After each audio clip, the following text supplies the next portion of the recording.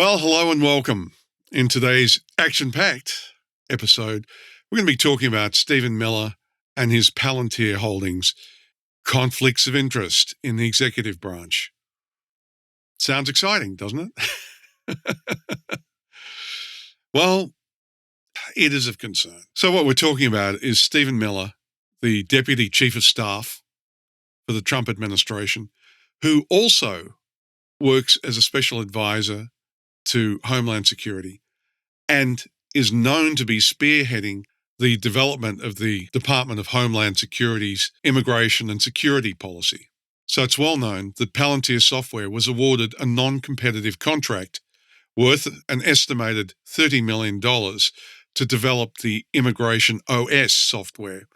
And while Stephen Miller seems to have a broad coverage of most of the portfolios and often talks directly with the President, Donald Trump, he's also synonymous with the ICE raids that have been going on. Now, what this is about is that federal ethics laws are designed to prevent potential conflicts of interest, preferably before they come into the public's view, aiming to avoid damaging the public trust. The so-called bedrock principle is that public service is a public trust fundamentally. This principle underpins the entire framework of government ethics.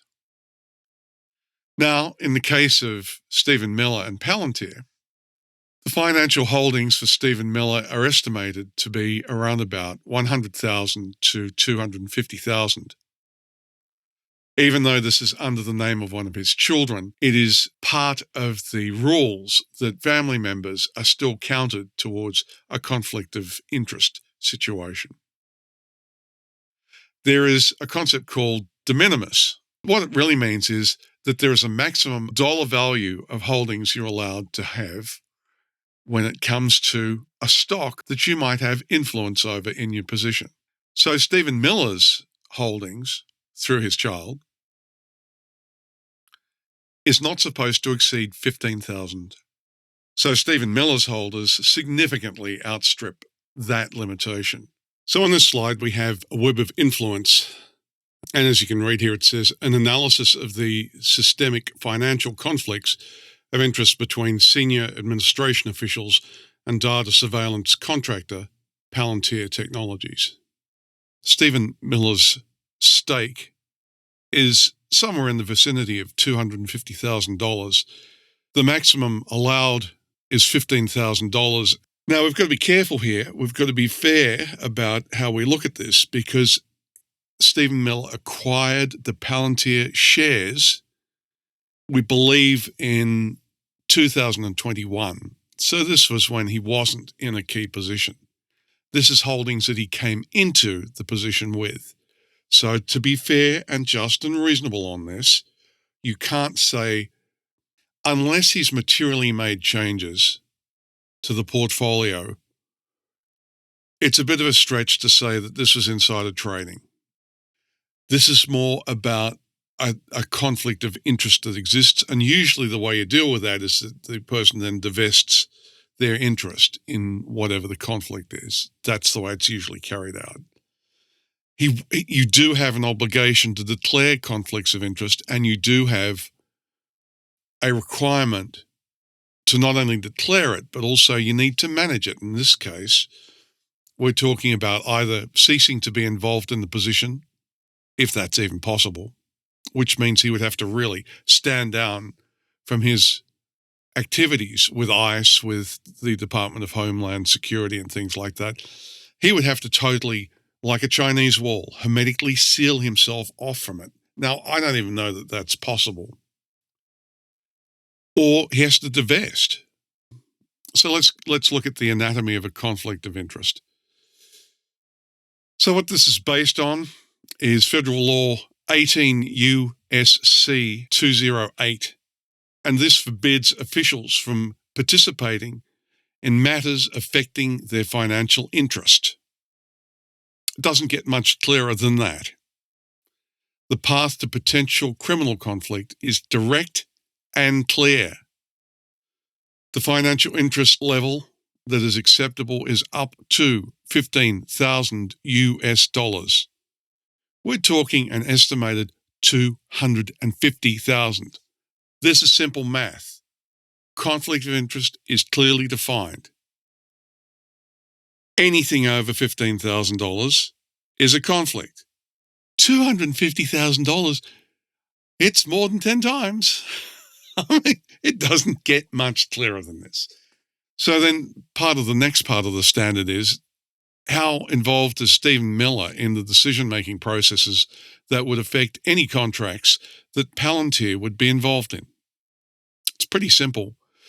So the official participation, does Stephen Miller have direct influence over the contracts that are awarded to Palantir through ICE or DHS? There's a clear answer, which is yes. He's heavily involved. He's integral to it. He is intimately involved in this. Insider trading? No. He'd already purchased this before he assumed the role and before Trump had been elected and before the Trump administration was formed. So no, holding Palantir shares is a problem, but you can't say it was insider trading when he first got it. But anything he does from now on could be viewed as insider trading, unless he's being forced through the rules to divest his interest, which is in his child's name, but it still counts. So direct effect on stock. Does Stephen Miller have a direct influence on the stock? Clear answer is yes.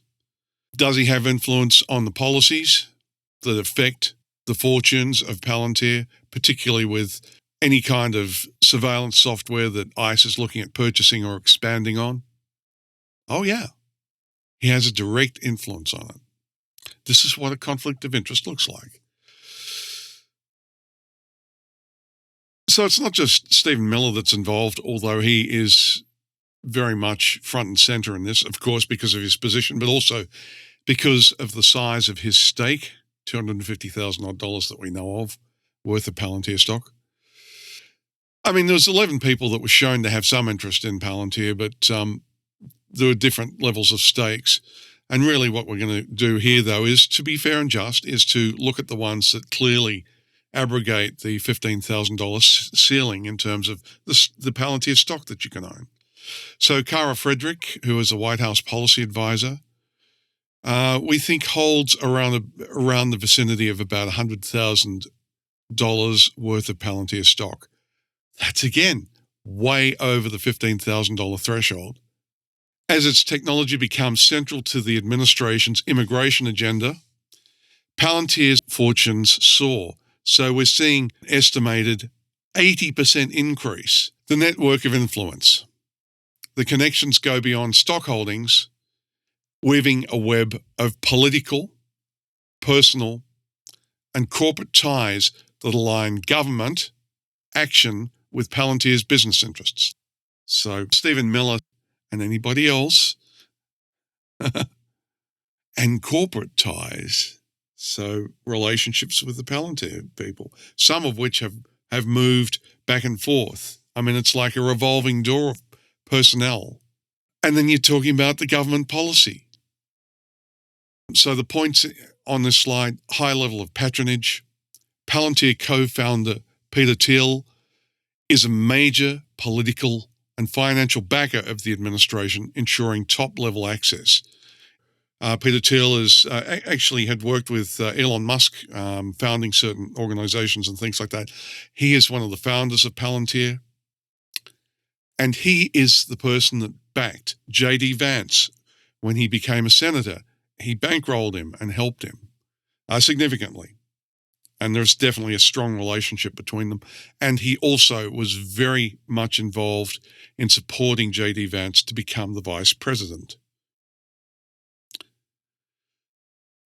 So this term, the revolving door. I love that term because it really does give you an idea that some people are moving between the institutions and the corporations and things like that, and that there's quid pro quos going on and buddy systems and things like that.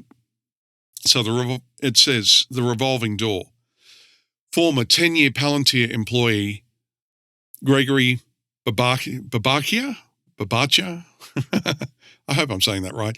Gregory Babacha sorry if I get that wrong, is now the federal CIO, Chief Information Officer. So he has key influence of government IT contracts, wide IT standards and things like that. So familial and departmental ties.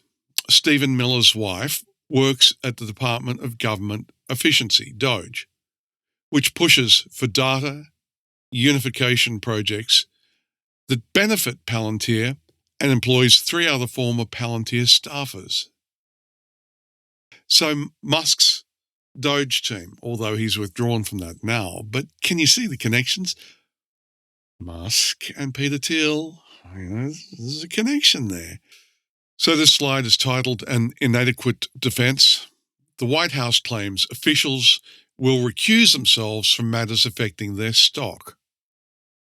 For a Homeland Security advisor, those whose entire portfolio drives Palantir's business, ethics experts argue this is an unworkable and hollow defense. So for a Homeland Security advisor, Stephen Miller, whose entire portfolio drives Palantir's business because he makes decisions that affect the contracts that Palantir are being given, that are being awarded, because he makes money if Palantir makes money. Ethics experts argue this is an unworkable and hollow defense. So recusal. What usually happens in these cases where there is a conflict of interest is to recuse yourself. So it says here, a pledge to avoid participating in specific matters that would create a conflict. That's one remedy. The other one is divestiture. That basically means selling off your interest. So you don't have it anymore. $15,000 worth, okay. Anything over, not okay. So divestiture. The required ethical remedy. Selling the asset entirely is the only viable solution when the conflict is central to an official's job.